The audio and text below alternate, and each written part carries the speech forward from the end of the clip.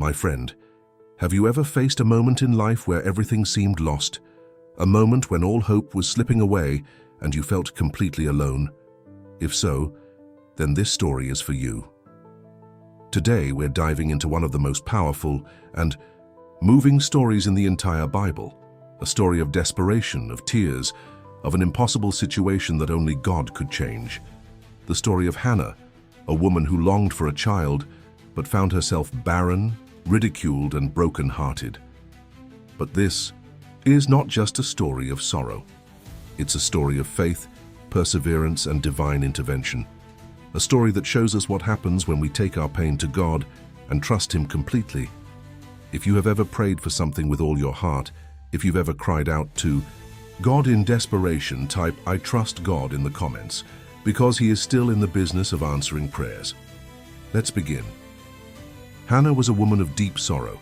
Though she was married to a loving man named Elkanah, she carried a heavy burden. She could not have children. In those days, this was seen as a curse, a shameful thing for a woman. And to make matters worse, Elkanah had another wife, Peninnah, who had many children. Year after year, Peninnah mocked Hannah, reminding her of what she lacked. Can you imagine that? Living under constant torment, hearing whispers of failure every single day. Maybe you've been there. Maybe you've felt like you weren't good enough. Maybe you've watched others receive blessings while you remained empty-handed. But Hannah didn't just accept her suffering, she took it to God. And that made all the difference. Every year, Elkanah's family traveled to Shiloh to worship and offer sacrifices to the Lord. It was supposed to be a time of joy and celebration, but for Hannah, it was another reminder of her pain. One particular year, after enduring yet another wave of ridicule from Peninnah, Hannah could take it no more. She rose from the feast, walked straight to the temple, and fell to her knees before God. She poured out her soul in prayer, her lips moving silently as tears streamed down her face. "Lord Almighty," she whispered, "if you will only look upon my misery and give me a son, I will give him back to you all the days of his life." This wasn't just a simple request. This was the cry of a broken heart. Have you ever prayed like that? Have you ever been so desperate that words barely formed, yet your soul screamed out to God? That's where Hannah was in that moment, and God was listening. As Hannah prayed in deep anguish, the priest Eli noticed her. But instead of seeing her pain, he misunderstood her. "Woman, how long will you keep drinking? Put away your wine," he scolded. Imagine the hurt Hannah must have felt. Here she was, pouring out her soul to God, and the priest, the very person who was supposed to intercede for others, accused her of being drunk. But Hannah didn't lash out. Instead, she responded with grace. "I am not drunk, my Lord," she said. "I am a woman deeply troubled. I was pouring out my soul to the Lord." Eli, realizing his mistake, softened. "Go in peace," he told her, "and may the God of Israel grant what you have asked of him." In that moment, something changed in Hannah. She wasn't pregnant yet, but she left the temple with peace in her heart. Why? Because she had laid everything before God and trusted Him completely. Not long after, the impossible happened. Hannah conceived and gave birth to a son.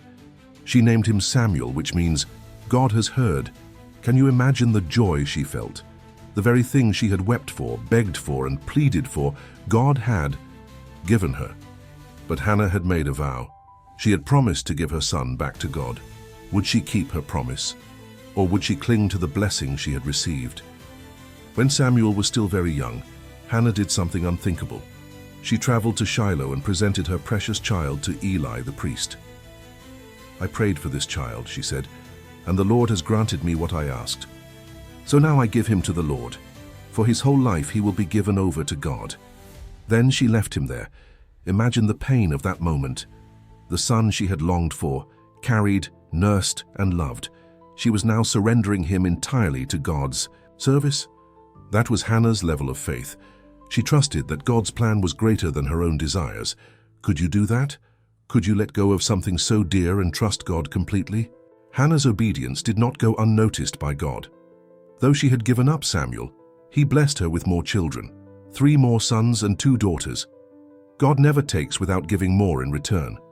When we trust Him with our deepest desires, He blesses us in ways we could never imagine.